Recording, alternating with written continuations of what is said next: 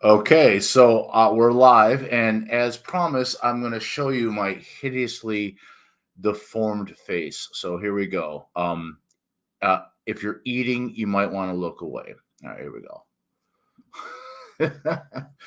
No, I didn't get into a fight. No, Laura didn't beat me.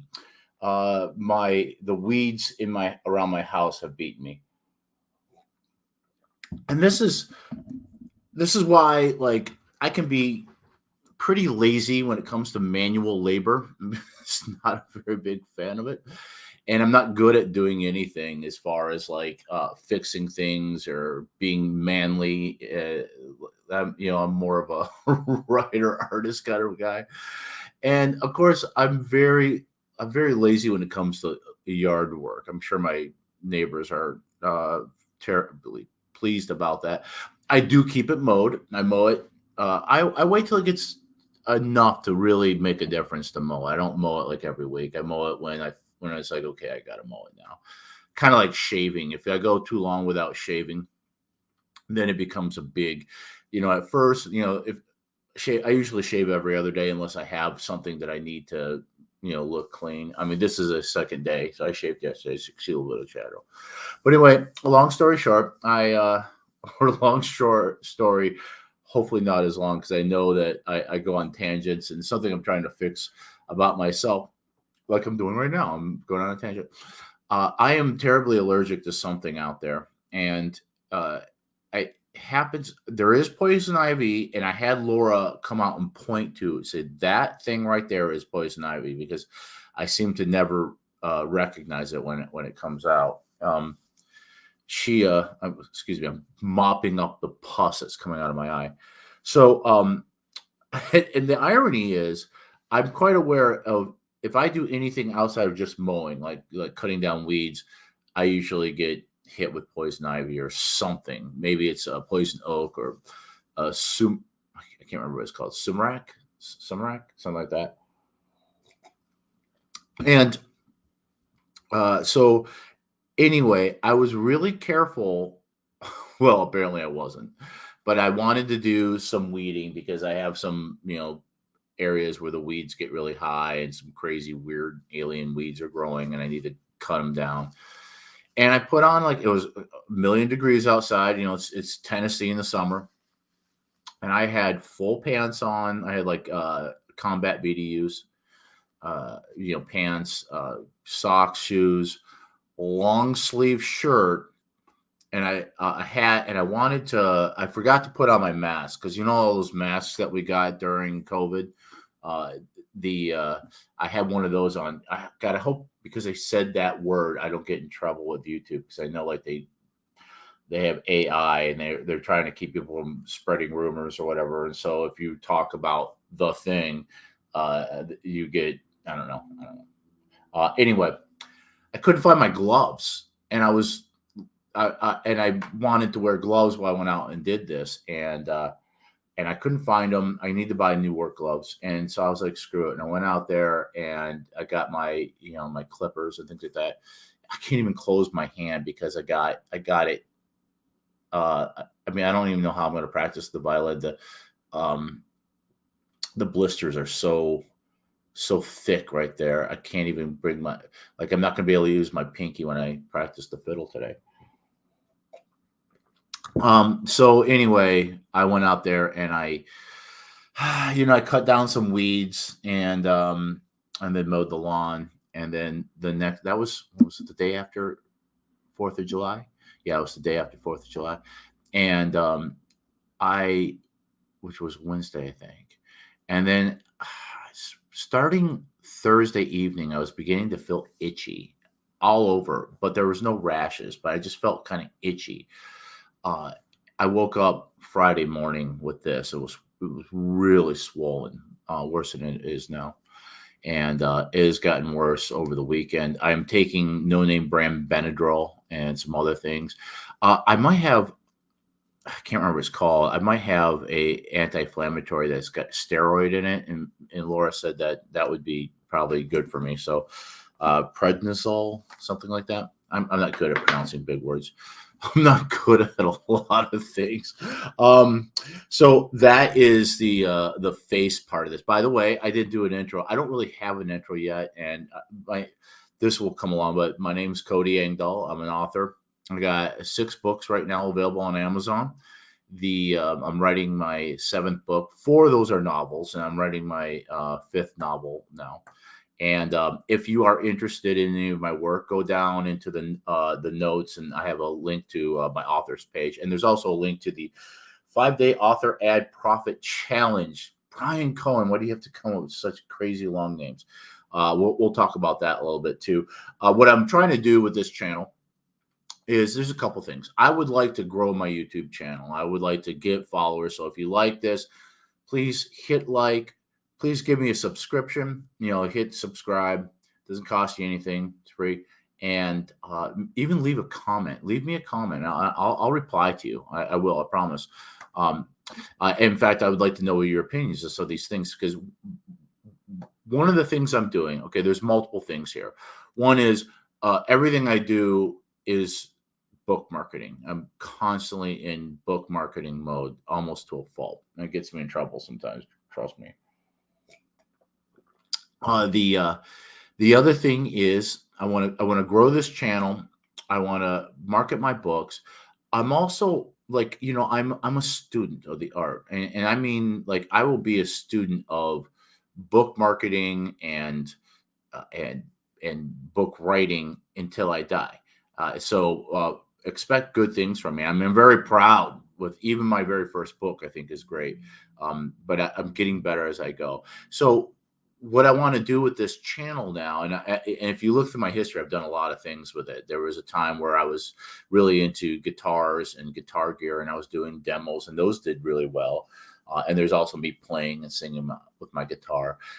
Then when I got into when I became a reporter, I was using YouTube as kind of a dumping ground for on-air packages that I did. So to create kind of like a demo reel, and you can see plenty of that. And then I think I've done a couple cooking videos. I still might do that again. But now I think what I'm going to do is focus this channel on my writing business. And like I said, I'm a student of the art. I'm constantly learning. I'm constantly working on things.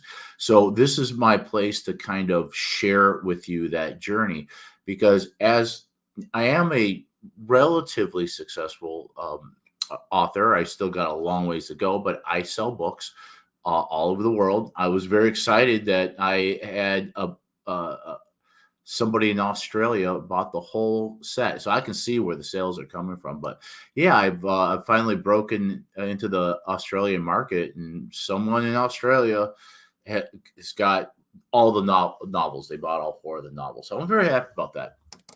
I do particularly well. This is going to blow your mind. I do particularly well in the UK. I think it's because for them, Civil War is exotic, and my first 3 books are about the Civil War.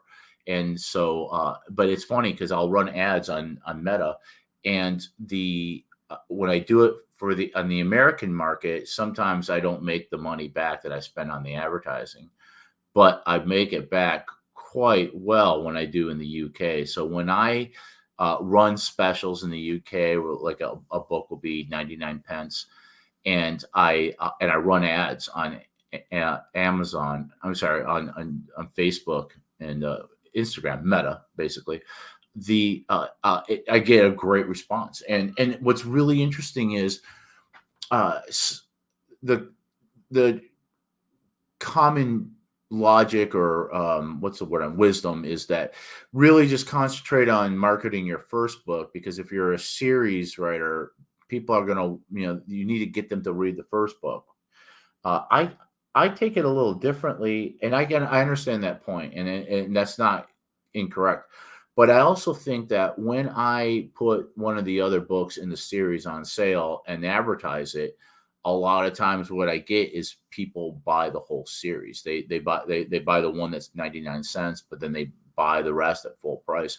So it really helps sales quite a bit. So I'm very excited about that. I'm still waiting to get some more reviews. By the way, if you read any of my books, please give me a review. Give me as many stars as you feel I deserve, and because that really helps the algorithm. So I put, see, look, I'm scratching my poison ivy right now. I put something, and I learned this from David Gogren. And if David, if you ever hear, if you ever happen to be listening to me, please excuse me if I'm not pronouncing your name right. But he's one of those book gurus, book coaches like Brian Cohen, who we'll talk about a little later, and Dave Chisholm. And but he, oh God, I forgot what I was saying with this. He, oh yeah, I think I got it from him to put something at the end of your narrative that says, "Did you like this? Please give me a review," and even give them the link. I did that with all my books. I found out that I kind of didn't need to because Kindle, and I just realized this now. I was reading what's his name's book, Rob Steiner's book, the Muses of Roma, and I read most of my novels on Kindle. And when I got done with the narrative, bam, a page popped up and it said, "Give it a review" and all that kind of stuff. So that happens automatically, but it's still a good idea to personally ask for people to do that. So I haven't gotten a lot of reviews since I did that. But I hope I get more. The problem with reviews is that I remember this in when I worked in a restaurant, that if people go to this old saying, this old wisdom, they said that people go to a restaurant and they have a good time, they might tell one or two people, but if they have a bad time, they're going to tell 10. And I feel like reviews are that the same way, whether it's books or anything on Amazon, or is that you're more likely. I think it kind of skews things because people are more likely, if they're not happy, going to say something about it than if they're happy to say. That being said, my reviews are not bad. I've had some. I know the one nonfiction book, I get bad reviews because people are angry for political reasons, and I don't mean to be political at all. It's I won't get into that, but they're they feel one way, and they think that anything that challenges that is, they gotta, okay, enough of that. But yeah, my reviews are pretty good. My books are hover somewhere in the 4-star range. So anyway, let's move on. I went through this thing just recently. I'm writing my 5th book right now, and it's called The Prussian Prince. And my original idea was, and this was even back when I was writing my first book, that I was going to write a trilogy in the Civil War. I was going to write a prequel that was going to be the Mexican-American War. And then I was going to write a book that took place after the trilogy with the main character being involved in the Franco-Prussian War. And I was like, okay, that's great. Everything seems to work out fine with that. But what happened is that once I started getting into the research about that, I realized I had a big problem on my hands. And that problem was the timing of things don't line up, because I had this idea for this like big ending, a big surprise in it that people who have read through my all 4 of my books would be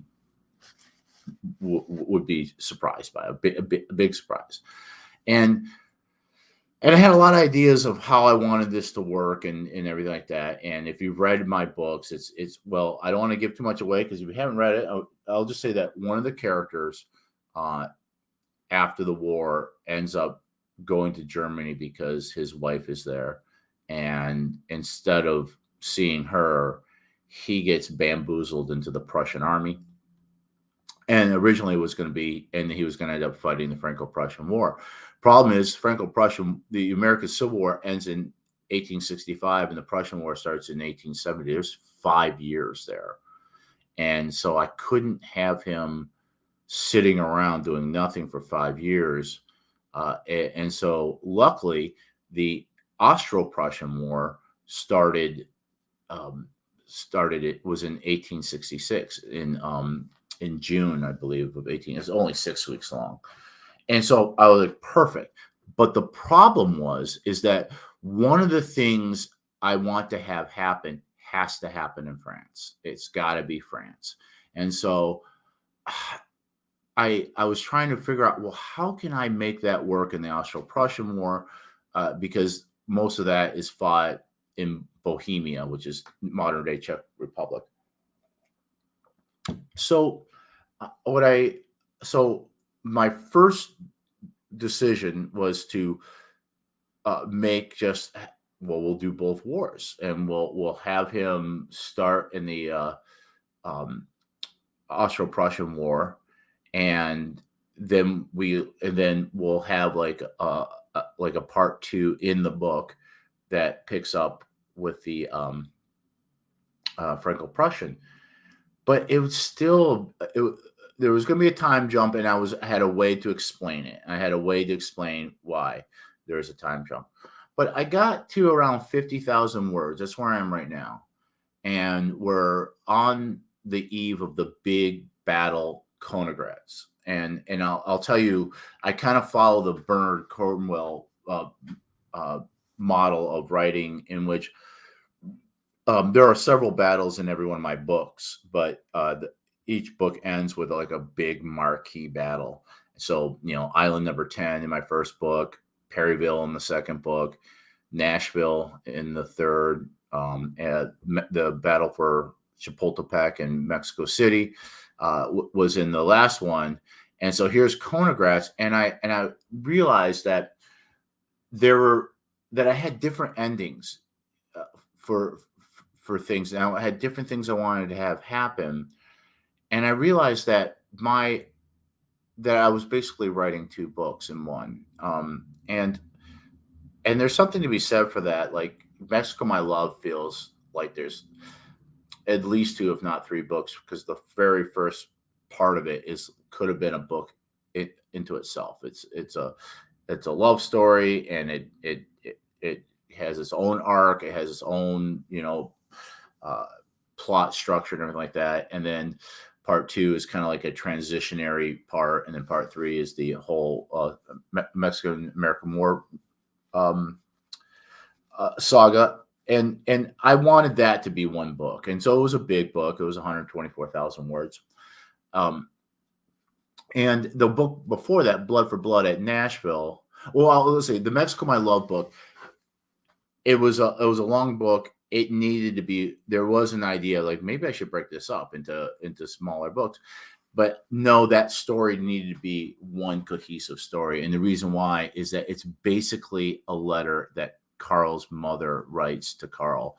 She thinks he's dead, or she doesn't know where he is. He's gone off to the American Civil War, and she has lost contact with him, and so she is leaving for Europe with I won't give too much away if you haven't read all my books, but she's going to Europe, and so I don't write it in first person.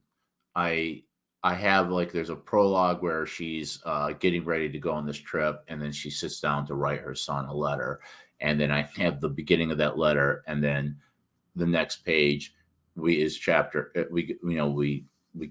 into chapter 1, and it's her, and she's 9 years old, and we tell the story from there, and it's really just going to explain how Carl and his mom and all that, the whole story of her love, how she meets Carl's father, the adventures that they have, and what happens to Carl's father, and so by the time you finish Mexico My Love, you're at the beginning, not the very beginning, but you're now set up, because for the very first book of the trilogy, which is Rampage on the River, the battle for Island Number 10, because in the beginning of that book, Carl is a young man, and he is going to get caught up in the American Civil War. So at the end of Mexico My Love, Claudette and Carl, who's only like 2 years old, are moving into the house in which they are living in the beginning of the trilogy, if that makes any sense. Okay, so when I first started writing, I said the the perfect length for a book, I think, is 80,000 words. 80,000 words is a decent, I think it's the, um, just the Goldilocks. Now, some books need to be longer. Some books are like several hundred thousand words. But I think like the 80 to 90 is like just right, just right. When I wrote um, Rampage on the River, that was 56,000 words. It was kind of brief, but I've gotten complaints about things in my reviews, but no one's ever said it was too short. And there's a lot of other books that are out there. I think Catcher in the Rye is around that much. A lot of the westerns and pulp science fiction stuff from the earlier or mid-century 20th century are short like that.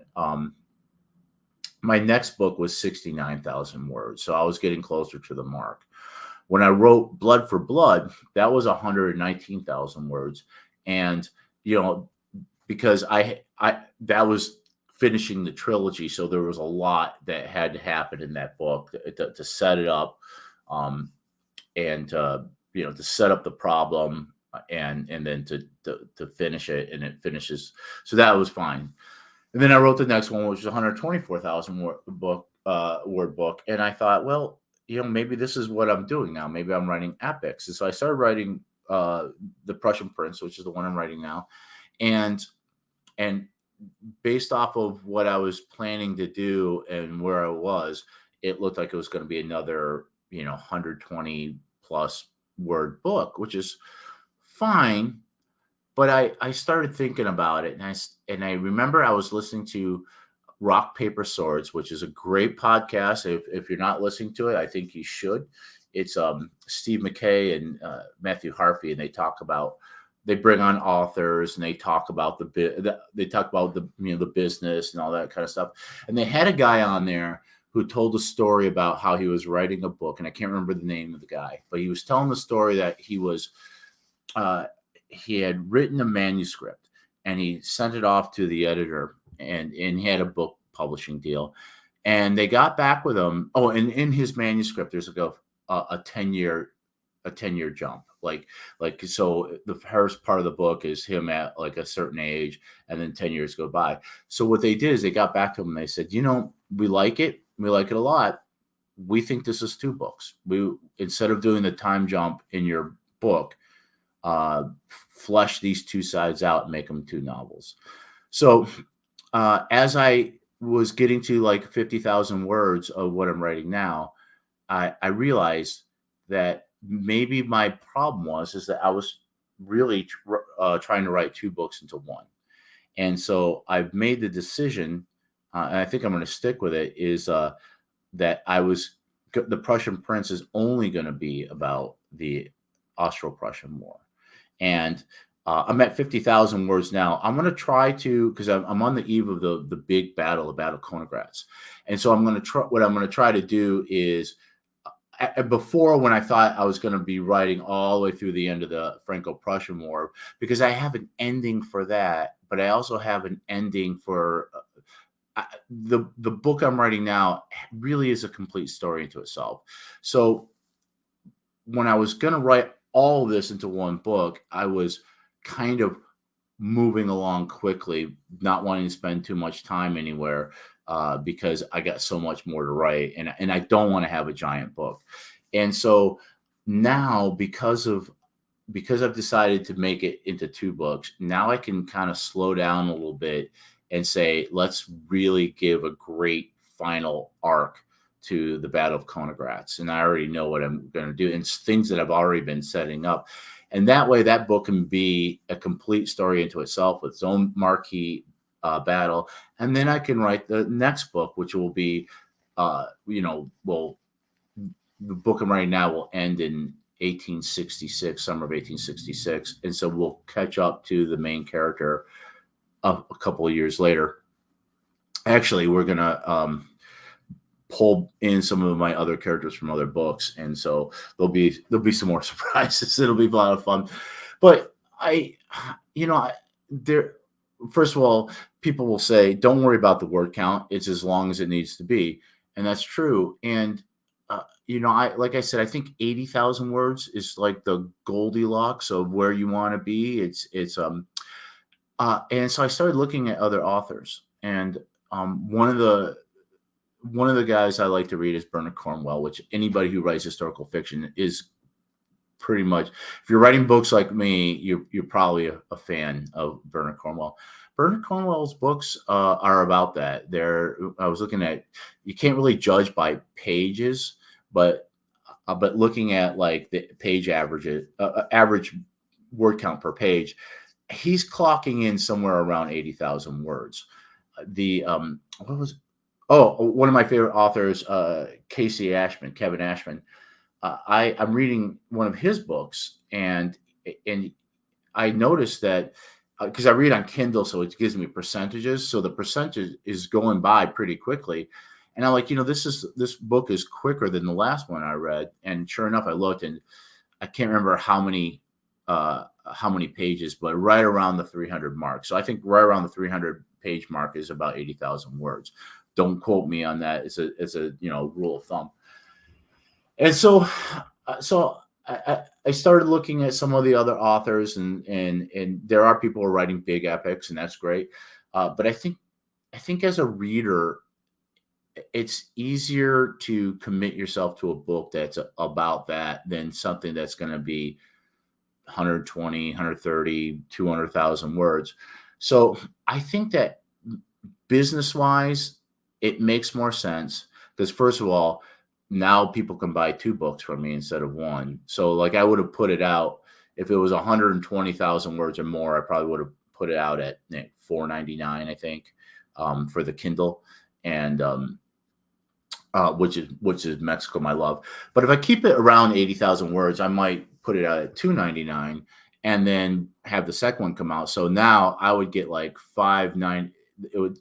So I'd get $5.98, or at least the cost of the two would be $5.98 as opposed to like one book that's $4.99. So I think it helps that way. The only thing that's really beneficial, and they also will keep the price of the print books down because it's by the page. So the more pages you have, the more expensive it is to print it, and then you have to mark it up so that you get the expanded distribution, and Amazon needs to make its profit, and you need to make your profit. So it's cheaper to print a book that's 80,000 words than it is a book that's 120,000. So that is a factor in it as well. And I think, once again, I think as a consumer, I mean, I read a lot of books, and I read, Arturo, what's his name? Arturo Reverte Perez. I read a book that was like, I think the print is like 600 pages, and it's a great book, but it's a big commitment to read through it.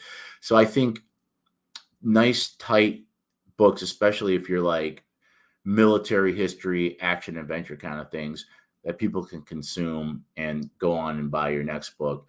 And if every book that you're writing is 500 pages long, people might not be. They might want to take a break from you, go somewhere else before they commit to another big book to read. So that's basically where I am right now. I'm at 50,000 words of The Prussian Prince, and I am about to start writing the Battle of Konigratz, and then also there are things that are going to happen after the denouement.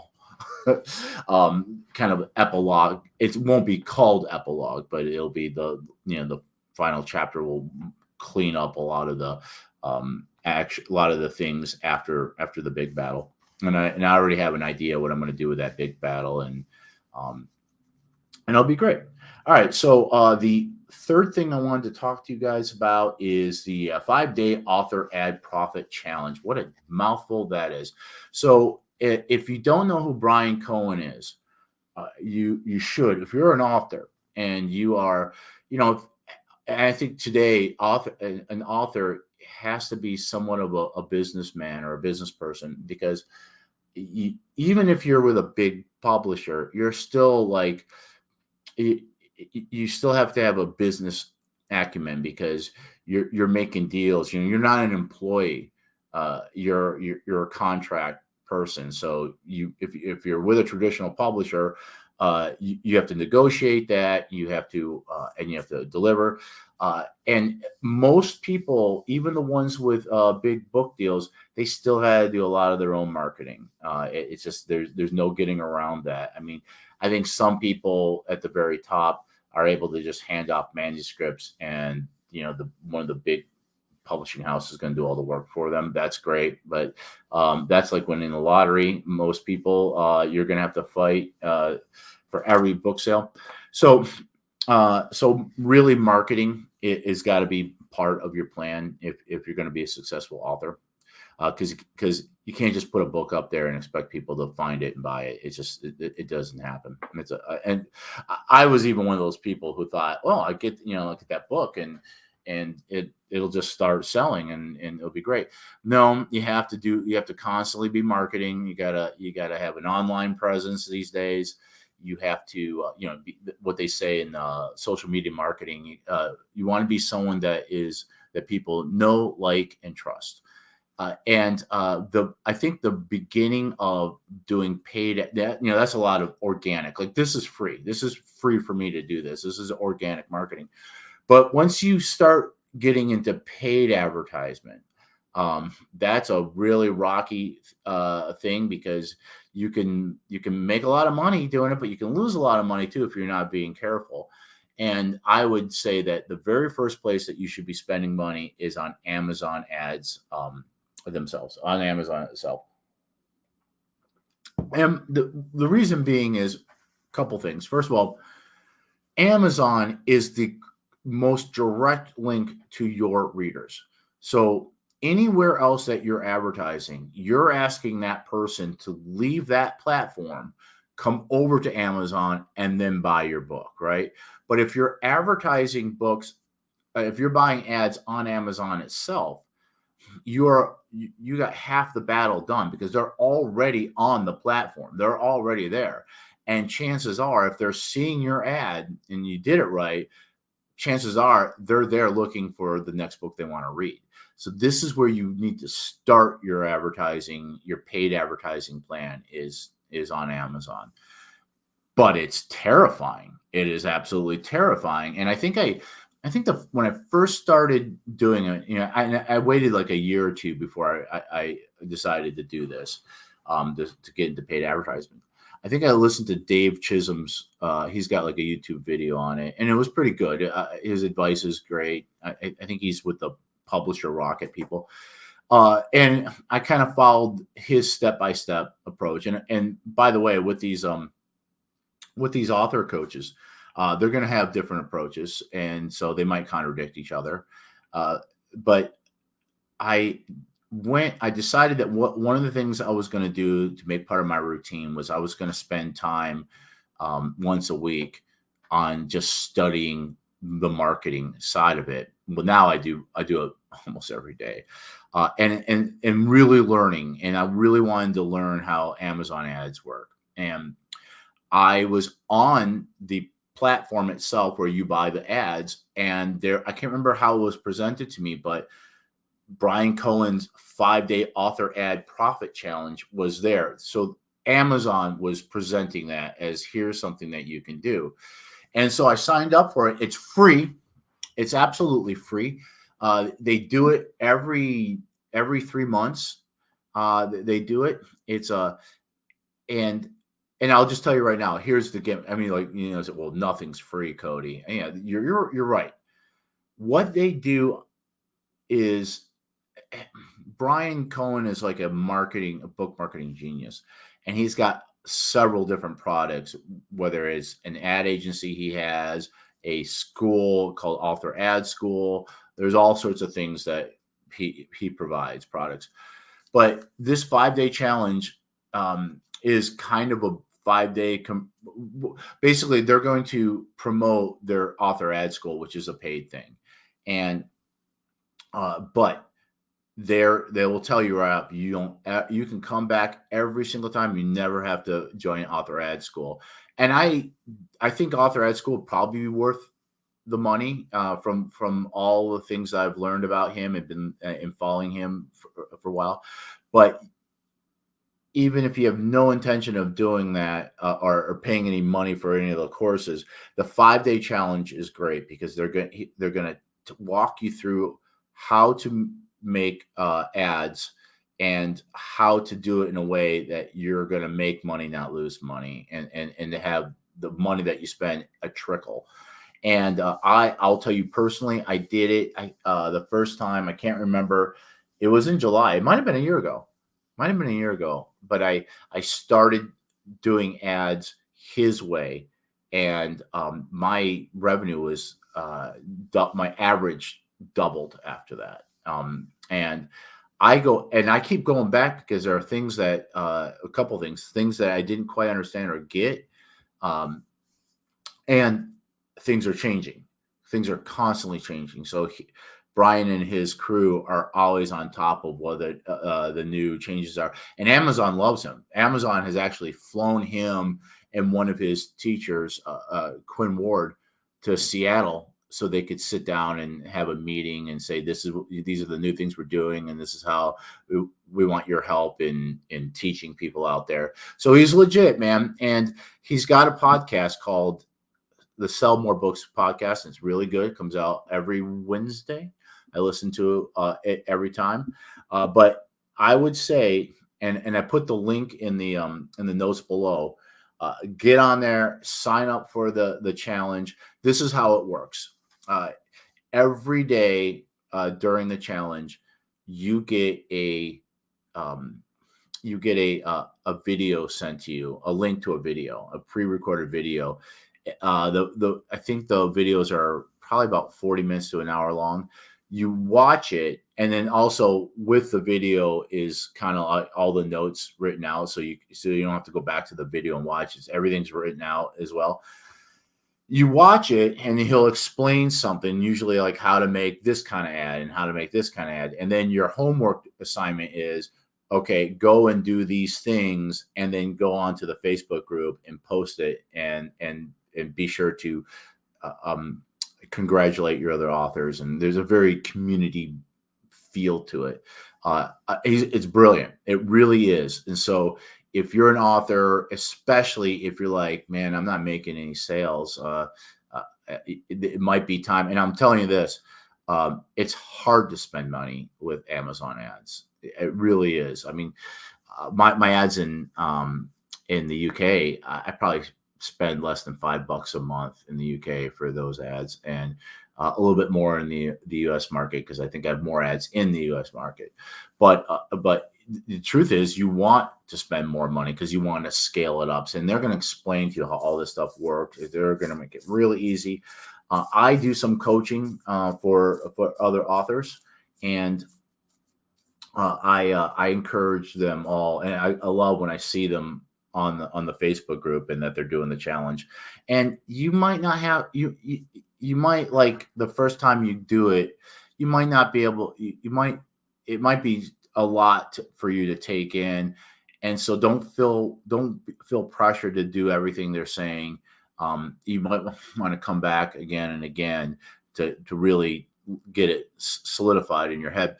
Now, if you have the money to spend, you could join the author ad school, and it's like, it's like what you do in the 5-day challenge. It's all year round. And I guess once you join author ad school, you're in it for life. So you can, 20 years from now, you can still be talking to the coaches there and asking for help. So that's basically it. I do want to say I'm very proud. I do a little bit of coaching myself. And, it's really funny. Brian talked about this too, is, he's had people that done joined his ad school, and they've actually outsold him as authors. I coach a few people. I have thought about getting into actually consulting, where, like, for a fee, I'm going to help you do this or that. But I really want, I'm doing well, but I want to be doing a lot better for me to say, look at what I'm doing. I can do this for you. But that's the conundrum there, because I don't want to uh, do a lot of like paid coaching until I can prove that I'm, at this level. But if I'm that level, I don't really need the money to do the coaching in the first place. So I like to help people though, and I got a few people that ask my advice, and I've even sat down with people and helped them go through the process of publishing their book through KDP. And I for a while I was blogging, and I was writing articles, and I did a whole series of articles about how to write, edit, publish, market your book. And I thought, you know what, this would actually make a good book into itself. So I took all those articles down, I privated them, and I reformatted them into a book called How to Write. I think it's How to Write, Edit, and Market Your Book, something like that. And it's a really short one.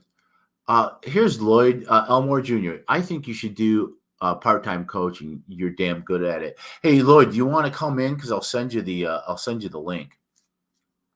I'll go ahead and send it to you, and you can refuse it. But let me see here. Lloyd Elmore Jr. is an author as well, and I'm going to send him the link. And if he wants to come on, he can come on. He's got, because I think Lloyd is now doing some coaching as well. All right, Lloyd, I'm going to send you the link via Messenger. I think is the way to go here. Let's see here, Lloyd. There you are, Lloyd Elmore Jr.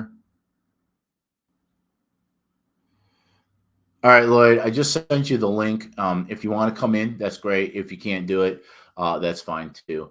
Um, but I saw Lloyd. So Lloyd's one of the people that I helped get his first book published, and Lloyd and I are friends, so we talk, we give each other advice, and I was very proud of Lloyd, because now Lloyd is doing for other authors what I did for him, and I think that's great. I think it's just kind of like we're this big tree of literacy as we reach out and branch out and help each other and learn as we go. Uh, but anyway, I have a book about writing, and it's very concise. I think it's only $2 on Kindle, and I think the print version is like $4 or $5. I kept it as cheap as possible, and the in it, I remember it's been a few years since I wrote it, but I said, hey, if you read this book and you published a book because of following my advice, let me know. And if you got any questions, let me know. And so I had a guy contact me, and he said, hey, I read your book and I got my first book out, and thank you so much. And I want to ask you a question. And I'm like, yeah, absolutely. And so I'm just really proud that that little book that I put together has actually caused at least one person now that I know to write and kind of follow my method and got themselves published. And so that's a I don't know. I just it makes me feel really good to know that. And I told him too. I said, feel free to market your book. Post it in my Engdahl House of Readers and Writers. So I have a Facebook. There's Lloyd. All right, I'm gonna bring Lloyd in. Let's do this. Add stream. Lloyd, Hey! how you doing, man? Oh, I'm doing all right. I'm sitting in my garage. Yeah. Could be sitting in worse places, I suppose. 100%. By the way, I love that phrase, because I listen to a lot of podcasts, and I listen to the social media marketing podcast, which I definitely recommend for you and anybody out there. It's Michael Stelzner. He's a genius, but he gets every week. It's a new interview with someone. They're going to teach you how to do TikTok reels or something like that. But I notice some jargon that they use, and all these people they say, that's a great question. They say that all the time. They're like, that's a great question, and they also say 100%. So Laura and I's a little inside joke. She'll say something. I go, great question, 100%. But so Lloyd's already got the jargon down. Lloyd, you're doing some coaching. Yeah, a smidgen. Me too. Yeah. Some beginning writers, some people I'm trying to push toward publication because they have great stories to tell. Yeah. And I'm sure you understand that. I mean, I was one with you that when they find out that you write, I write, a lot of times it's not really writing. They just, but then there are those few that what they have is it needs to be out there. Yeah. And they just need a nudge. Right. I mean, I think one of the things that there's a lot of complaints I have about the time that we live in, but one of the great things is the liberation of the independent creator. No longer do you have to stand in line or know the right people, go through gatekeepers. For example, YouTube. I listen to a lot of YouTubers, and I don't even own a TV.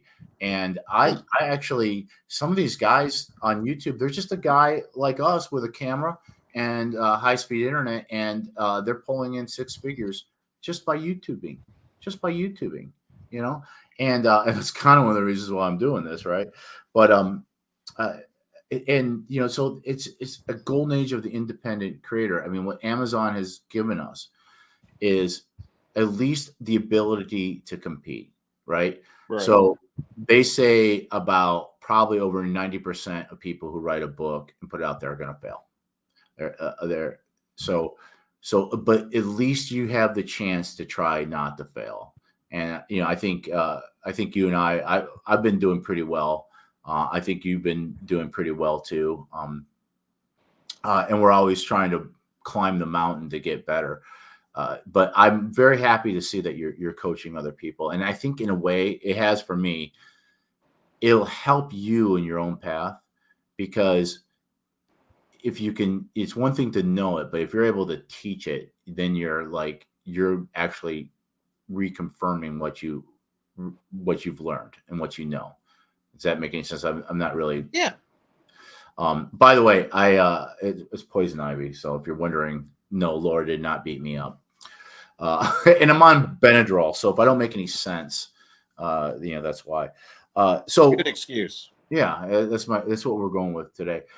So a couple things I want to ask you about. So we talked about this. So I decided to break the Prussian Prince into two books, and I had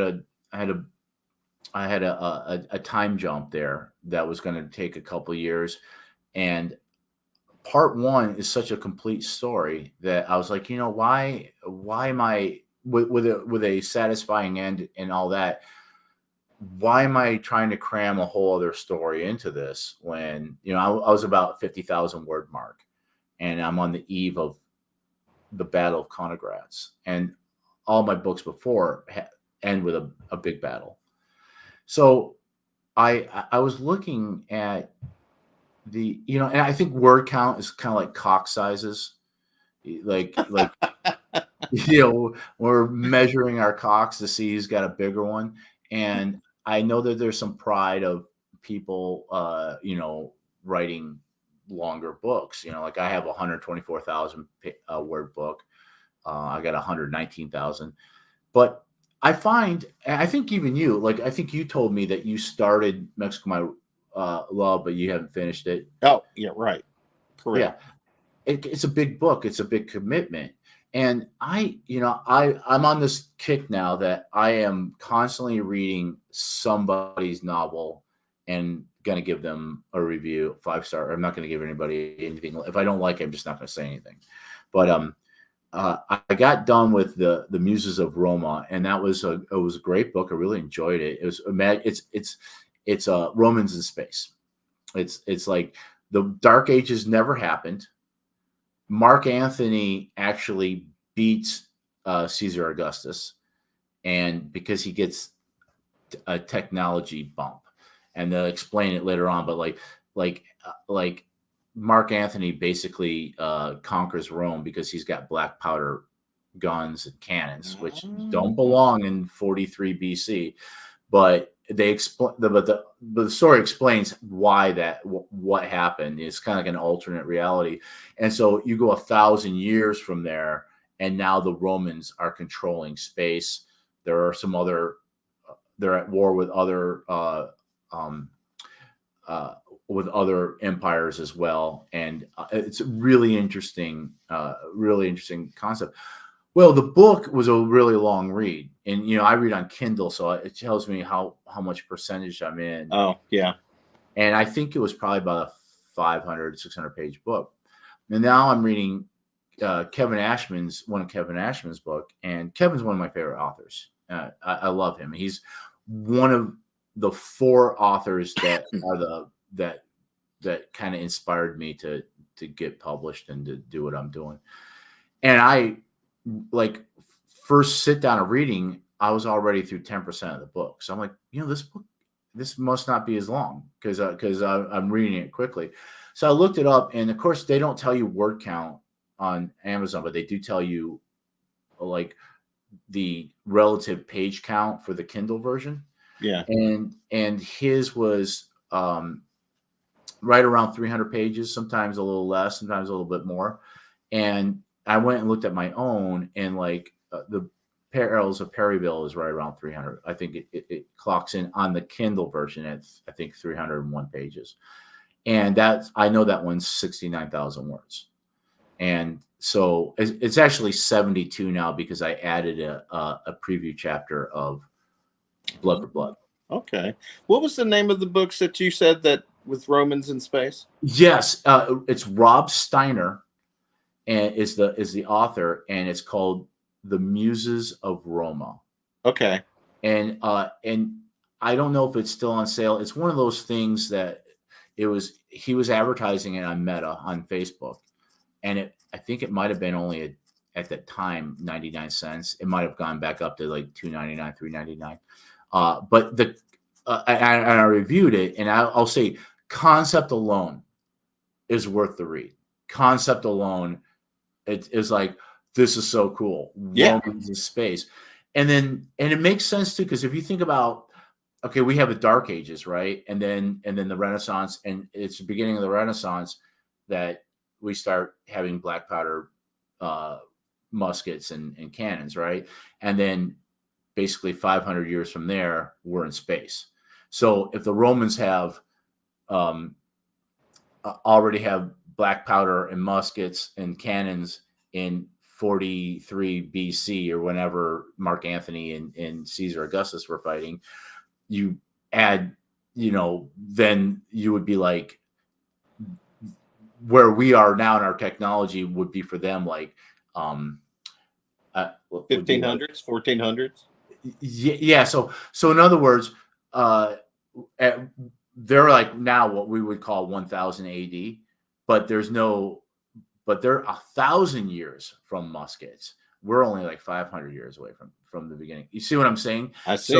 So really the world they're living in, even though technically it'd be like 1000 AD. Of course, it wouldn't be AD because they're not following our same history, right? But it'd be from that point. For us, it would be like what the world would be like in like 2500, in the year 2500. So there's spaceships and things like that.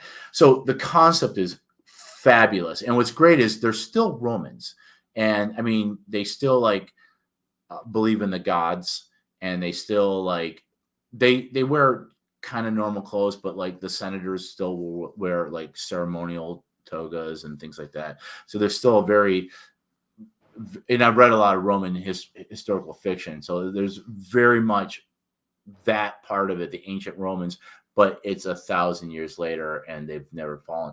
Concept alone is a great book, but then the characters and the story is great. So I recommend it. I think you'd like it if you're. That sounds like something I would want to listen to. Or read.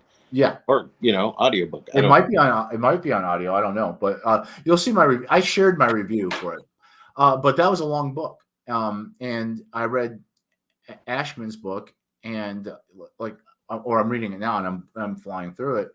And I went and looked at the other ones that I read of his, and they're all about, I think, around 80,000 book Yeah. mark. And yeah, go ahead. Well, I was going to say, did you say that Blood for Blood was 124,000? No, Blood for Blood is 119,000. 119, and you thought maybe the Persian Prince would be 124? No, so Blood for Blood was 119,000 words. Mexico, My Love is 120. Mexico, My Love. Yeah. Sorry. And then it's Prussian Prince, not Persian. Sorry. Germans. Yeah. No, that's right. It was because of you that I thought, this book that I'm writing now, I'm going to try to get it to 100,000 words. And I don't think that's a good idea. No, it's not. Because I am now just over 50. Yeah. And I don't, it's not gonna do that. And I'm like, I got to a little bit. I tried to compete with you. Yeah, that's fine. Just up here a little bit, and I'm like, what am I doing? Yeah, it's you're in a cock measuring contest.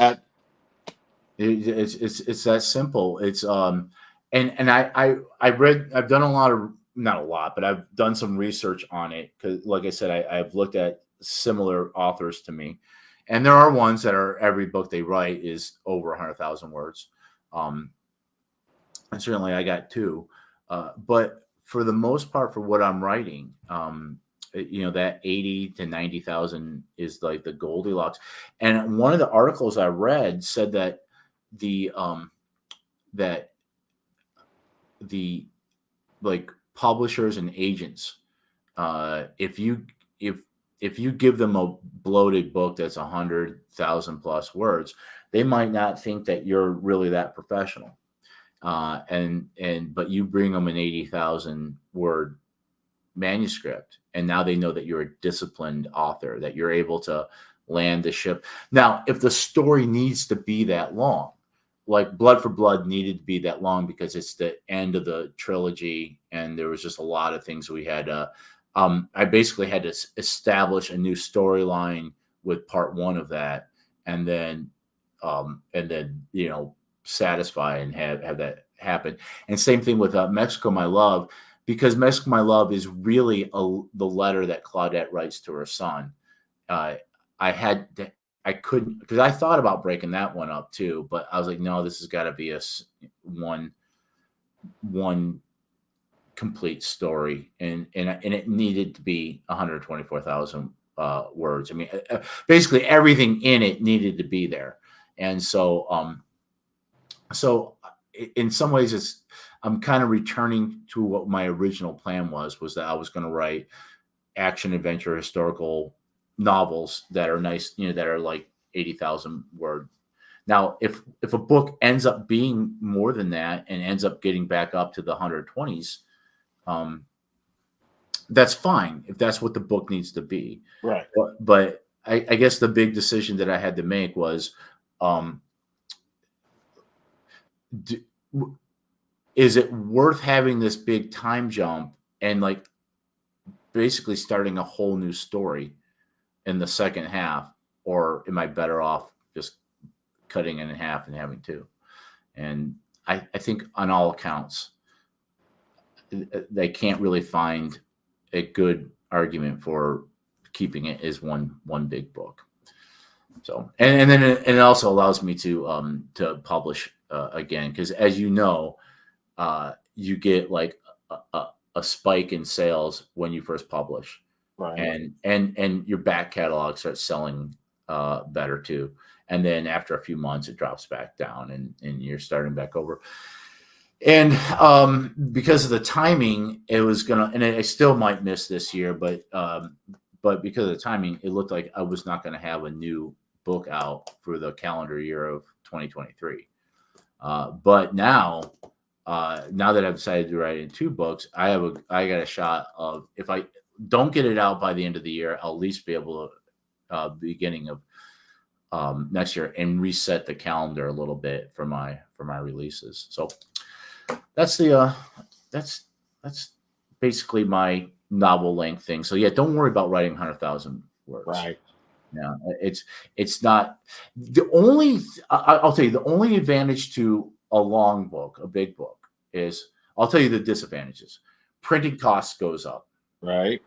And we know that Amazon raised their prices. Right. The sometimes readers are a little skeptical about committing to a big book. Like I want to read War and Peace one day, but I have to make because I love Napoleonic Wars, but that's a commitment. Oh yeah. Or I read Shogun, and when I was a kid, and I loved it, but that was like Shogun's a big book. You got to really be like, okay, I'm up for this.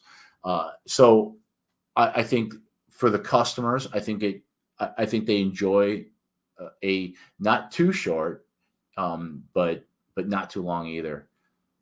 Something that's kind of obtainable to them, and Right. and because like you didn't finish reading Mexico My Love, which is fine because it's a long book. It's a big commitment to read through that whole thing.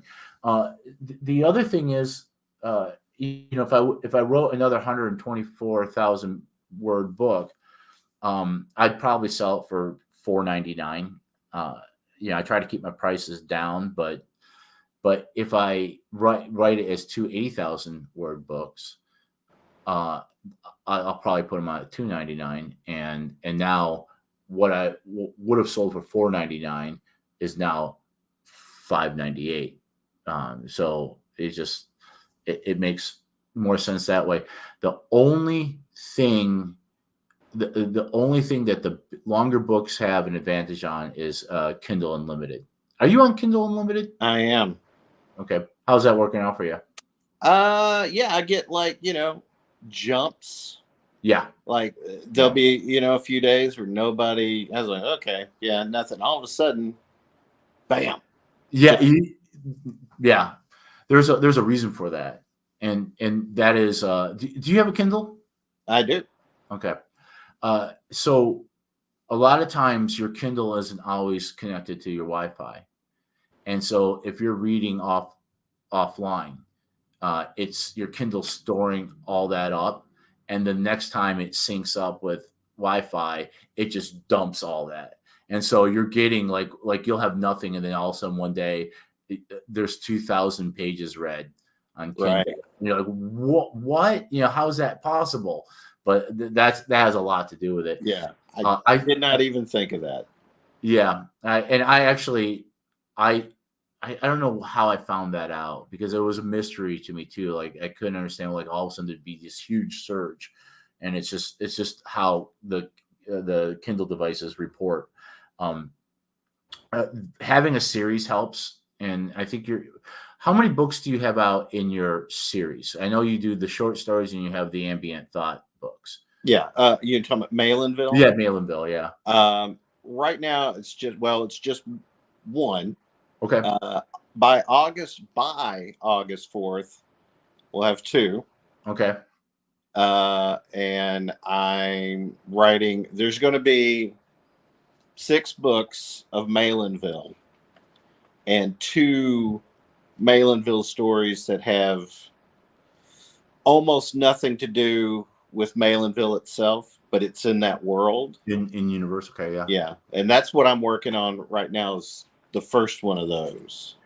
All right. So I'll tell you from my experience is that one of the things that you might be that you're not seeing this quite yet is because you have 3 different products. You have 3 very different things. So someone who might like Malinville might not like the ambient thought books, or someone who likes ambient thought books might not like the short stories books. But I have found that when you write a series, when you get that second book out, it'll start selling the first book. And as you add books to that, people will start jumping in, and you'll get hopefully you'll get read through. Hopefully you'll get people who read Malinville and say, that was great, I want more. Oh, great. Here's the next one, Remnants. And I find that I can see that cycle of read through on Kindle, because I'll see Perryville, Blood for Blood, Mexico, all getting hits, and sometimes it will happen in that row because like because people are reading through, which is great. And also, I get sometimes people buy, especially in person. I rarely ever sell a single book. Usually, people buy either the entire. For example, I did. I got hired to be a keynote speaker at a ceremony on 4th of July. It was great because I'm a terrible businessman, and the guy's like, how much do we need to? I said, whatever is in your budget, even if it's nothing at all. I understand. And so I showed up, and before he even got, and he said I could bring my books, gave me a check for $100. It's great, and $100 that I could use.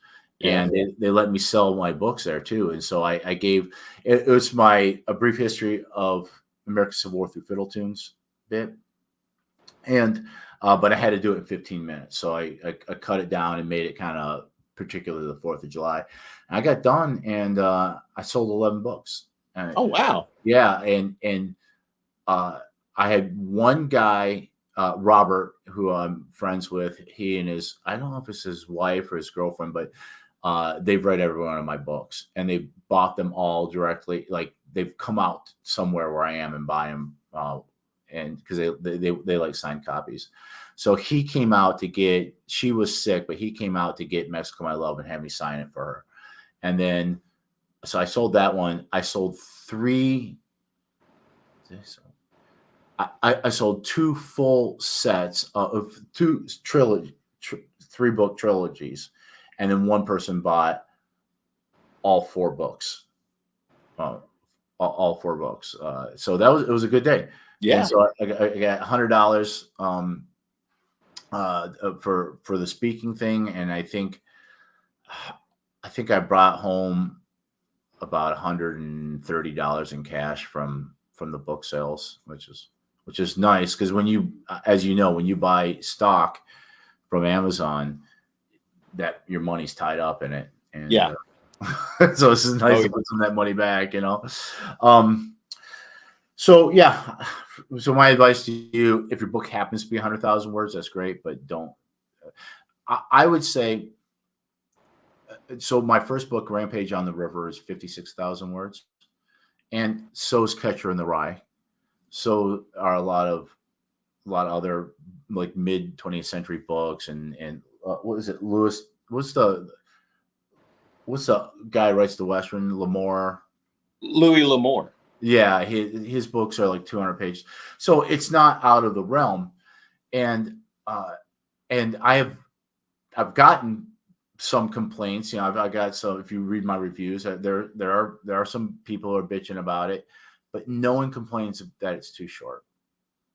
No one complains, and people come. I have great read through. The fact that The Perils of Perryville still sells very well is proof. So I would say that at the minimum, don't let your books be less than 56,000 words at least. Yeah.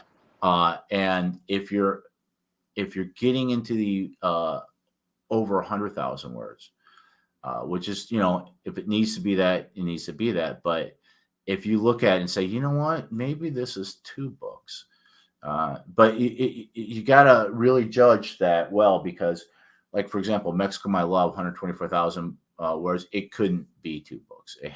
I had to tell that whole story in that book, and same with Blood at Nashville. So, word to the wise there. Are you doing the 5-day challenge, author ed challenge? Not this time. I'm skipping it this time. Okay. Yeah.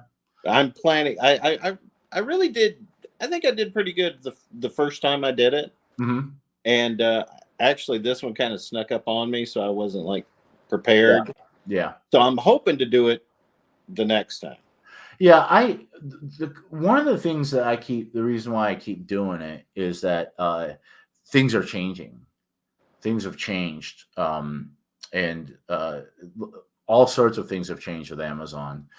So when Brian and his crew, they're very up to date. So it's not always exactly the same challenge each time, because there are new things that are happening.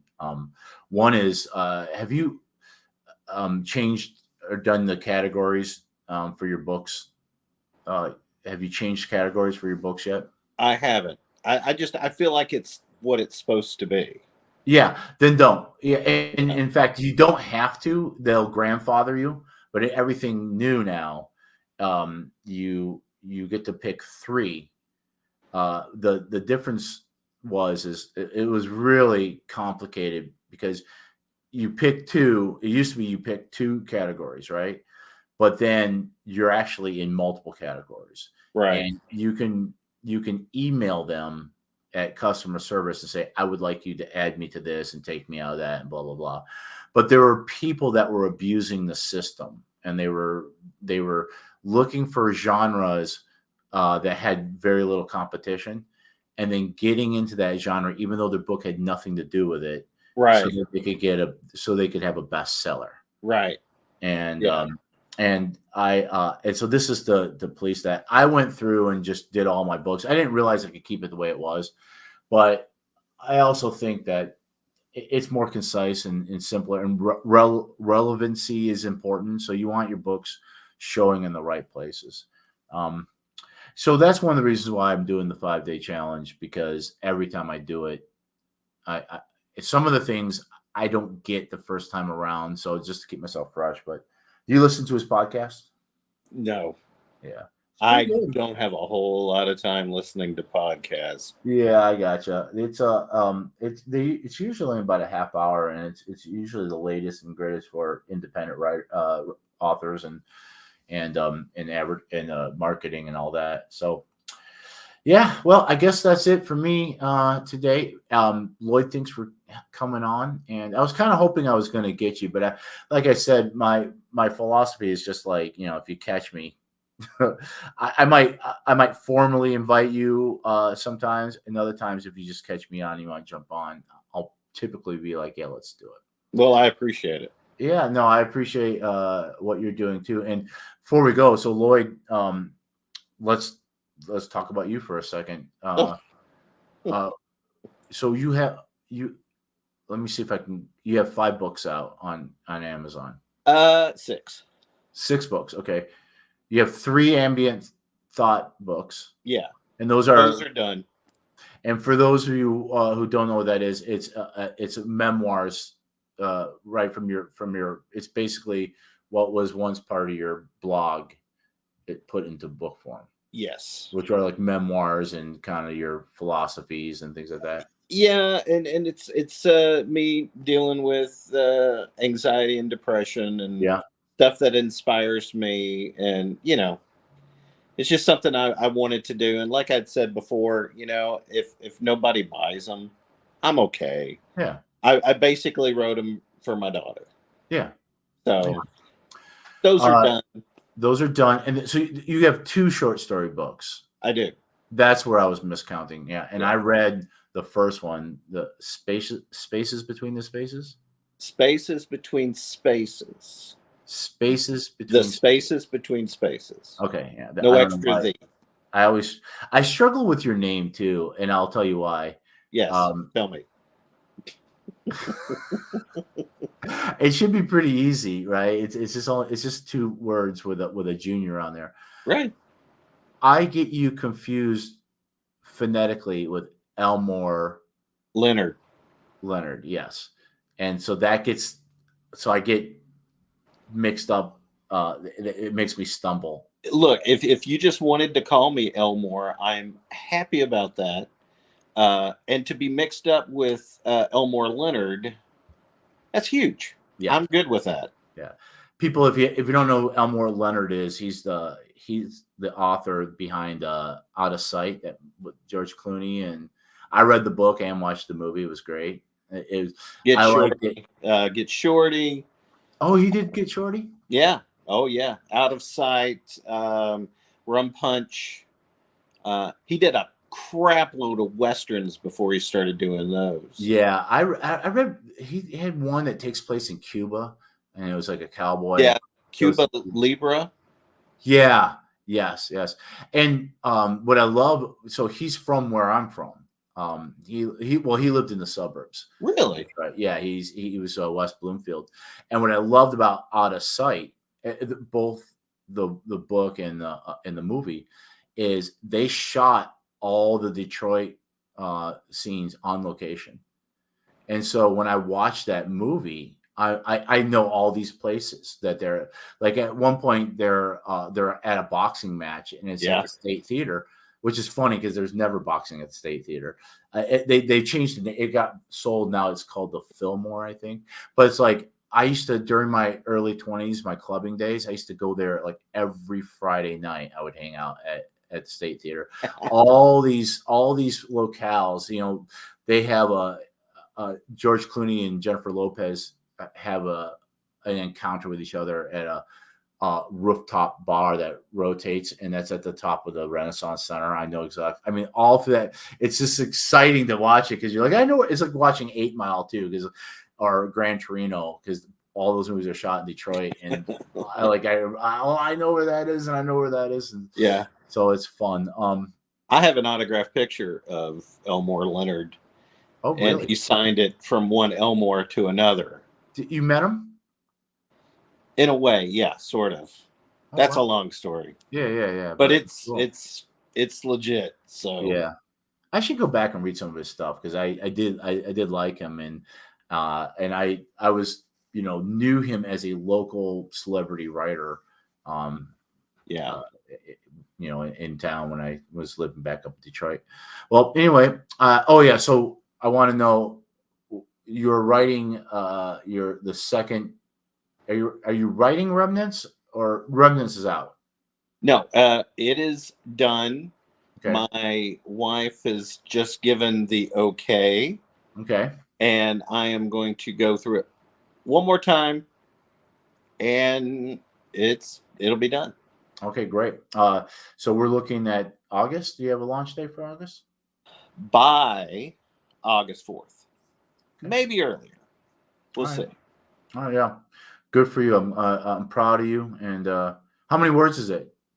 Let's go. I think it's just under 90. Okay, it's like 88. You did it, man. Yeah. You hit the mark. That's what it should be. That's what it should be. So well, good luck with that. Do you have any plans for your marketing, or what you're going to do for that? Yeah. Right now it's what I'm thinking about is it's a lot more hands-on, having a book opening at this new place that's in Smyrna that my friend runs called The Spine, doing the normal kind of bookshop, book signing. Yeah. And doing a ton of marketing on Facebook that I'm really uncomfortable with doing, but it's got to be done.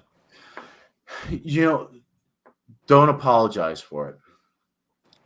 Just do it. Right. Don't apologize for it. Everybody knows you're an author. It's part of who you are. I don't apologize for mine. Are you gonna do any kind of Facebook Lives or anything like that? Oh yeah. Okay. Yeah, they're free, so might as well take advantage of it. Yeah, and when you do it, and the only reason why I don't do it, and I still would now. I'm using StreamYards. That's why we're able to do this now. But I have the free version of it. That's why you see the duck logo at the top of the screen. And but if you get the paid version, then you can simulcast on all platforms. So you could be live on YouTube, on Twitter, on LinkedIn, and I think there's one or two other ones, which is kind of great. You can hit all the bases. If I really, and I'll tell you, Lloyd, like I don't get a lot of views on these videos that I'm doing. Usually by within a week, there's probably about 9 or 10 views, which is pathetic. But the reason why I'm doing it is it's severalfold. One is it's practicing my public speaking, because I do like doing public speaking, and you do also, it well. Oh, thank you. and also just kind of keeping, it's a muscle that needs to be exercised. And so I've been on podcasts, and I want to be a good guest on, because that's podcast hosts are looking for people that can help carry the show. And so if you're out of practice of presenting yourself, and then all of a sudden you got to go on and you're like, you know what I'm saying? Right. And I'm working on some of my own weaknesses. Like, one of the things I do is I ramble and I start one subject, and then I go off on a tangent to explain something, and then I never come back and finish what I was going to say. Right.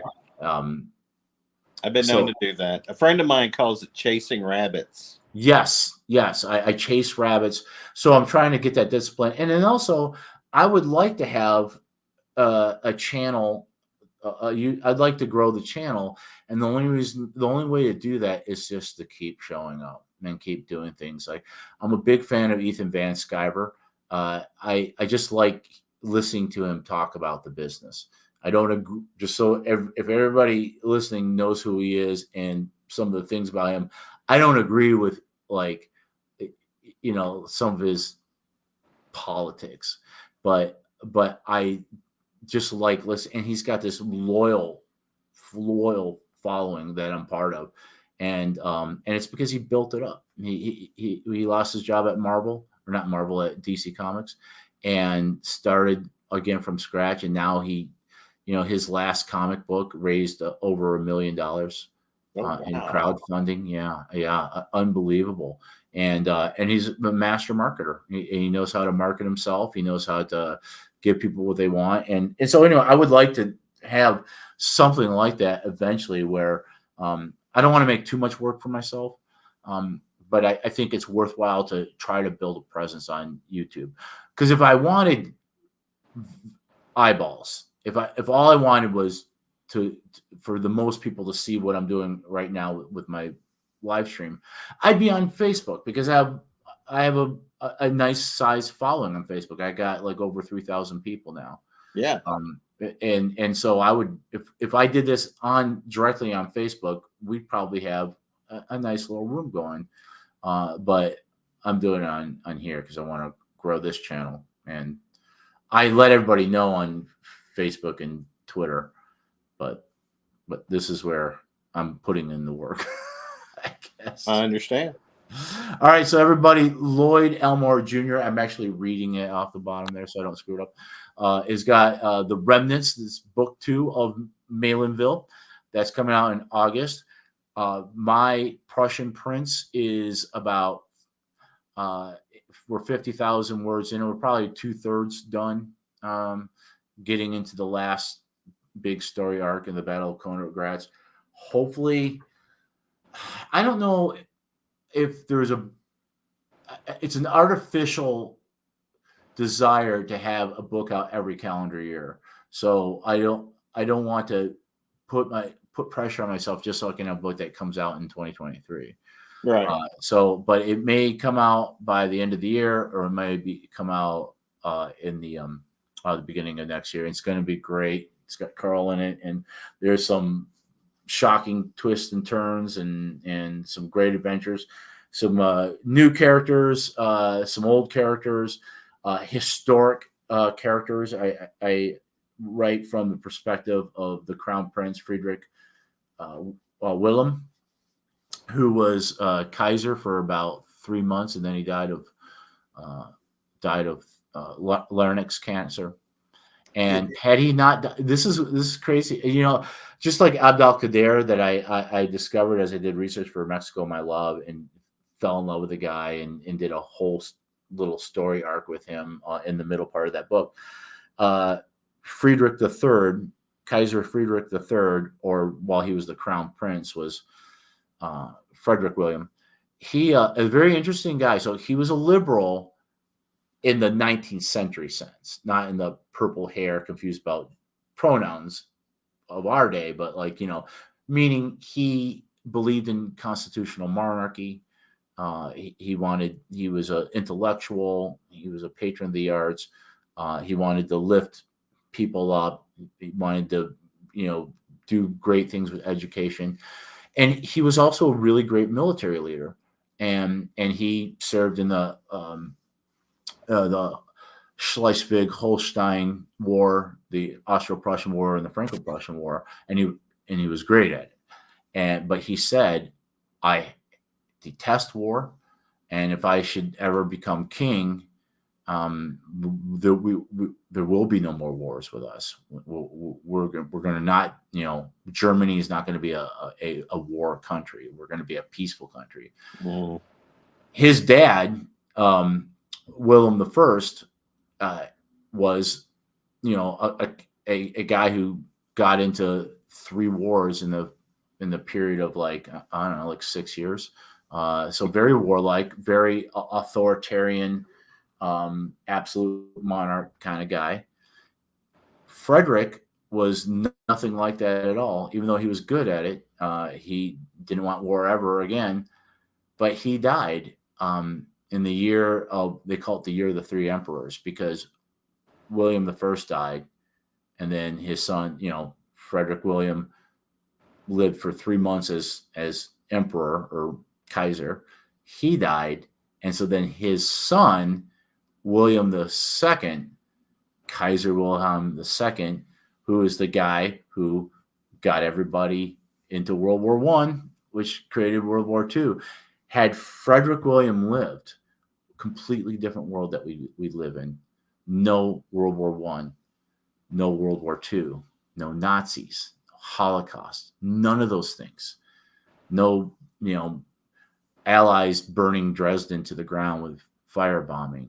No destroyed, all we've lost. The old palace in Berlin was destroyed. They're rebuilding it, but it got, rightfully so, it got, carpet bombed by the Allies. Now, has anybody wrote a book about that? I think it'd be an interesting thing, but if you think about it, no, because I'm not an alternative history guy. It's not my genre. But the thing is that in order that a book to be good, it can't be a good thing. I think it'd be a good thing if Frederick William lives. Well, I mean, that would probably be the truth. Yeah. But don't you think that bad things usually happen anyway? That's true. And also, what like, if things happened and they were worse?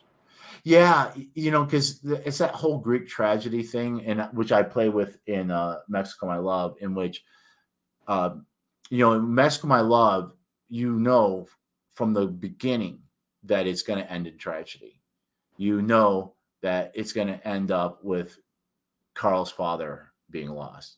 It, and the characters know it, and it's a foretold fate that the characters are trapped in, and no matter what they do, they cannot escape the terrible conclusion of the story.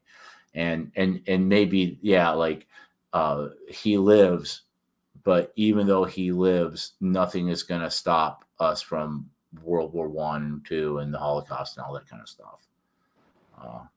It's really interesting. And I write to this a bit, is that, okay, so Europe has pretty much always been anti-Semitic. It's from the get-go. And Jews were persecuted all throughout European history. Absolutely. The Nazis were just the most efficient at doing it. Yeah. But one of the things that happened, I don't know if it was William the First, but in the 19th century, Jews were allowed to not only join the military, the Prussian military, but could be officers and could rise in rank. And this is really interesting. Hitler, who was Austrian, not a good guy, was an Austrian, and he but he identified more with being German. He wanted to be German. And when World War One broke out, he was conscripted by the Austrian army, but he didn't want to serve under them. So I can't remember, like, got an exemption for something, but instead went over to Bavaria and joined a Bavarian artillery unit. He was a gunner, just like Napoleon. Napoleon was an artilleryman too. Mm. The interesting thing, and I just learned this recently, Hitler's squad leader, his lieutenant, was Jewish. And this man commended Hitler won an Iron Cross for bravery during World War I, and it was this Jewish lieutenant who was the one that nominated him for that Iron Cross. Yeah. Wow. Isn't that crazy? If he only knew. If he only knew. And I was reading about this too, is where does Hitler's anti-Semitism come from? And although some of his contemporaries say, oh, he was always this way, he couldn't quite have been, because it is a known fact that when he was trying to make it as a painter, I've seen some of his paintings too. They're not bad. He sold to Jewish clientele all the time. And he and worked for Jewish clients a lot too, and didn't really have these feelings during the war either. I mean, obviously his lieutenant must have been impressed with him, because if he was just an anti-Semite dick, the guy would not have nominated him for an Iron Cross. At least not publicly. Right. It's after what I've read is that it's after the war that there was a sentiment that the German government and Jewish people were sabotaging Germany and were behind Germany surrendering, because a lot of them felt like they should never have surrendered. They should have kept fighting in World War I. And that's where that starts, where this hatred, this scapegoating happens, that, it's all in Mein Kampf, where he, is bitching about them. And it's really something, because before that, like the guy who invented mustard gas was Jewish, and was an ultra German nationalist. Like the guy was like super conservative. This is this Jewish physicist who invented mustard gas. It was like just Germany all the way. Anything I could do for the war effort. After the war, when the anti-Semitism, because I think he eventually converted to Christianity, but he was the dean of some like think tank, Kaiser Institute for like it was like a university or something like that. And during one of the first purges, when they said they banned Jews from teaching, and they had to fire half their staff, he wasn't included in that because he had converted, but he stepped down anyway. And a very interesting story. He goes to England, and he does some work there. And there's a famous story where like some of the English scientists won't shake his hand because he's the guy who invented mustard gas that killed so many people during World War I. And he eventually he's going to Geneva for some kind of thing, and he dies on the way there, kind of mysteriously. And some people wonder, The other thing about this guy too is that his first wife killed herself. She shot herself in the garden, and her body was found by his son. Wow. Yeah, very interesting guy.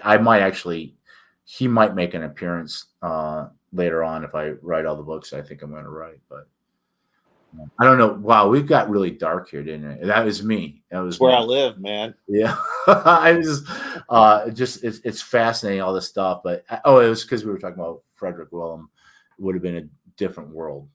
It would have been a different world if he had lived. But I got too much to write. I'm not going to write any alternative history. And I actually, believe it or not, for the most part, I'm not interested in reading alternative history either.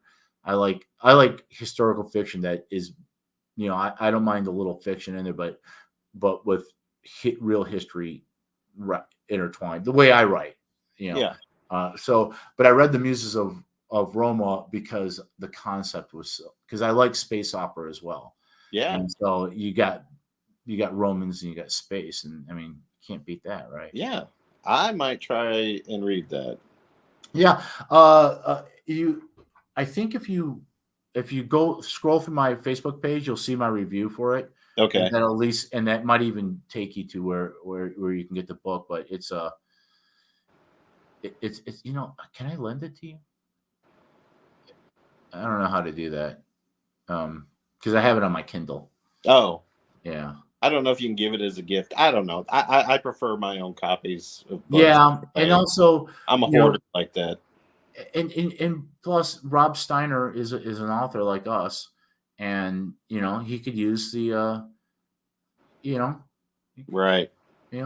I tell you what, do it, write a review of it and put it out there, and I tagged him, and he liked it. Oh, that's cool. Yeah, I tagged him in it, and I put it on all my social media, because that, to me, that's like one of my new I would say responsibilities is to always be reading novels and always reviewing them and helping other authors by giving, because you get so many like stupid reviews and people give you low scores for dumb things. Yeah. That I have one guy doesn't like sound effects being spelt out, and he did give me 3 stars. Well, I mean, okay, but I mean, 3 out of 5 stars, but he wrote a scathing review because he did not like that I spelt out sound effects. And, yeah, so for every one of those guys that's going to give you bad marks for something dumb, there'll be, hopefully there are more people that are giving you 4 or 5 stars. And I also, I won't give anybody 4 stars. I'm either going to give you 5 if I liked it, or if I felt there was problems with it and I can't rightfully put my name behind 5 stars, then I'm just not going to write anything at all. I'd say that's a good policy. Yeah, because I don't want anybody to, I appreciate 4 stars and 3 stars and all that, but if I had it my way, everybody would be giving me 5-star reviews, right? And so I don't want that from someone. And I also think this too. It's just kind of shitty. If you're a reader, you're just a reader, a consumer of books, you don't write. Sure, be honest. If you think it's a 2-star book, 1 star, 4-star, 3 book, that's great. That's fine. Do that. That's you should. If you're an author, and you know how hard it is, and you know how important those reviews are, the stars. If you drop under 4 stars, Amazon's not showing your book to as many people as they would if you were 4 stars or above. Yeah. In fact, there's even a band across the screen that says 4 or more star books, and then there's a bunch of there. You're not going to be there if you're 3.9. And right. And so, as an author, I think it would just be a dick move for me to give somebody less than 5 stars. Yeah. And just so anybody listening to this, if you are an author, and for example, I noticed that Rob Steiner does the same thing. He reads other people's books and he gives reviews. Now his reviews are, some of them are 4, some of them are 5, and that's fine. And if he read my book and in return and gave me 3 stars, I'm not going to complain. To me, I don't know. I would feel weird of giving another author something less than 5 stars. Am I wrong for that? Well, I don't know if you're wrong or right, but I would do exactly the same thing. Yeah, because I know how hard it is, and I know that you get dumb reviews and people calling you out for things that are not fair or not right, So, well, that's like with the spaces between spaces. It's been reviewed pretty well, and I mean, yeah, there's friends who's done it, but there's strangers who reviewed it too. Yeah. And then there's this one lone 1-star review with no comment at all. It was just somebody being an asshole. Yeah. Somebody said, "Well, I'll show him for writing a book." Yeah. Like, And I'm like, "You motherfucker!" Anyway, sorry. no, it's, you can swear on my stream. Okay, you motherfucker. The thing is, they say don't swear in the first 5 minutes because that's the only place where it'll but yeah, yeah, and I've had those too. I've had I know Rampage has 1 or 2 1-stars, but the other ones don't. I don't think my other books have. The slavery book definitely has some 1-star reviews because there are some people that are Oh they're yeah. quite upset about the lost causers, and it was a shot across the bow. I mean, I was kind of taking them on there. It's one of the reasons why I don't really promote it a whole lot anymore, because a lot of those lost causers read my books and like it, and so there's no point. I don't win anything by kicking hornets' nests here, you know. Right. But yeah, so I feel like I'm just kind of helping balance things out for authors who give 1-star reviews for no good reason at all. But yeah, read Rob Steiner's books. Great. I loved it. I loved it. That's another thing I should do is I try to have like 3 things to talk about, and I should also talk about the reviews I'm doing Okay. of books. So I'm also going to try and read Shogun. it's a good book. Yeah, I've never read it. I think I saw the miniseries. Yeah. When there are miniseries of it. It's like Roots. Like Roots and Shogun would like come on once a year back when we were kids. Right. Yeah. And I need to read that. Yeah, it's a good, it's a big book. But it reads well. And I started Taipei twice, but got off it for some reason. But yeah, good book. Read Shogun. I recommend it. It's got ninjas in it. I like ninjas. As long as it's got samurai, I'm good. Oh, this is a great samurai book. Yeah. It's a great book. It's a great book.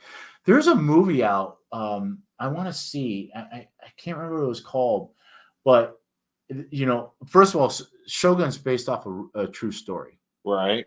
But what's really weird is back then, historical fiction, a lot of times authors would change the name of the person. So it's based off a real person, but the author used a different name for him. Is it, does the name Miyamoto Misagi? Miyamoto Musashi? Yeah, Musashi, yeah. He's not in it. It's maybe that's who that's supposed to be. No, because it's about a white guy. Oh God, I've totally. Yeah, so Shogun, and it's based off of a real story. It's based off of a real person. So what happened was there was a British navigator. Richard Chamberlain played him, right? Right. And so and the thing is, this is what's weird. It's based off of a real story, but James, I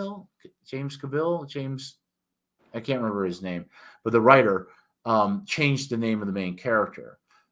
But the real story and the story in Shogun is that he's a British. It's 1600 on the nose, or 1601. It's right at like 1600, and he's a navigator on a Portuguese vessel, and the Portuguese are one of the first to open up the Japanese market, and but the Portuguese are only allowed to be at Nagasaki. Nagasaki was a city that built because the Japanese wanted the things that the Portuguese were bringing. They just didn't want the Portuguese intermixing with their people because they brought Jesuit priests. And in a in a flash of irony, the Japanese arrested and crucified 29 Portuguese Jesuit priests in an act of intended irony, because they were trying to teach Christianity and like, oh, you want to be like this guy? Okay, we'll do it for you. All right. Okay. So there was a movie out that's about that. But so after that happened, this Portuguese ship is shipwrecked in on Japan, and the crew is all arrested, and the guy, the I don't know, I can't remember how it works, but he eventually becomes, and I can't remember the Japanese character's name, but it's a true story in which this Dynamo, which is like a Japanese warlord, seizes control of the country and becomes the first. The shogunate was a military dictatorship that lasted for like 300 years or 400 years, and this British navigator becomes like one of his top advisors. Like he eventually, this British man eventually learns how to speak Japanese and kind of becomes a samurai. He like eventually he goes from being a prisoner to being like this guy's right hand man, and it's an interesting story, and it's based off of a real person. So I and the author, I can't remember his name, but the author has an interesting story himself because he was a POW in World War II. Oh wow! Yeah, in Japan, and so got fascinated with Japanese culture, and also all his books are, because they're all connected, they're all in universe, but they're not necessarily direct sequels of each other. Because the next book is called Taipei, and Taipei is the traditional name of the island of Taiwan, and it tells that story, but it's always Westerners interacting with Asians in Asia, and in the kind of exchange of culture. It's good, and I read it. I think I read it twice. I read it once when I was a kid, and then I read it when I was living in Japan, and it was very interesting because a lot of the things that the guy goes through, the culture shock, the way he's treated, reminded me of how it was very much what I was living when I was there. Yeah. So So anybody listening, I recommend that book because it's famous for a reason. Okay. Yeah, I'm definitely going to have to tackle that maybe this winter. Yeah. You know, another book that was a great movie. Did you ever see Papillon? The original one with Steve McQueen and. Oh yeah, where they're on the island. Yeah, the prisoners. They're trying to escape, and yeah. Yes, I read the book Papillon, which is written by the guy who actually went through it. And I thought at first, oh, this is going to be dreadful. It's going to be boring and depressing. That was one of the best books I've ever read in my life, and it's actually quite a lot of fun. This guy has this unkillable spirit, and it's a great book. And I'll tell you, it's a great movie. But like they always say, the book is even better. Right. Yeah. Okay. And they shot so that prison was shut down.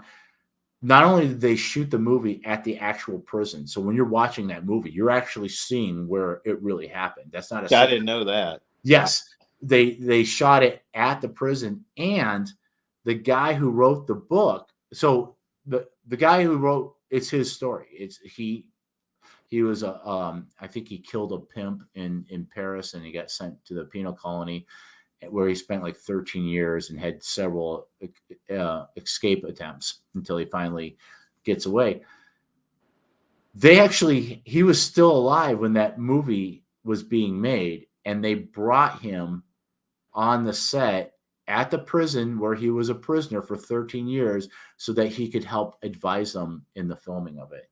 Oh my God. So you're like, when you watch that movie, it is legit, because it is the guy who actually went through that is there on the set advising, and they're actually all what you're seeing is the real place. Oh my God. I need to rewatch that. Yeah, it's a great, read the book and then rewatch it, because I think there's a lot more in the book. There's a lot more in the book, and it's very, very interesting. Cool. All right, we're going to sign off. See you later, sir. Good luck with your writing. Everybody Right. out there, keep reading. And if you got an author that you love and you want to help that author, maybe it's that guy. How did I do that? Maybe it's that guy. Oh yeah, there you go. Maybe it's that guy. Maybe it's me Oh, or someone else. Give them as many stars as you feel that person deserves, and give them a review because it helps us. It helps us in the algorithm and helps us sell more books, and it gets other people to helps readers find the authors they're looking for. right. All right, take care, Lloyd. See you later. All right, bye-bye. Bye.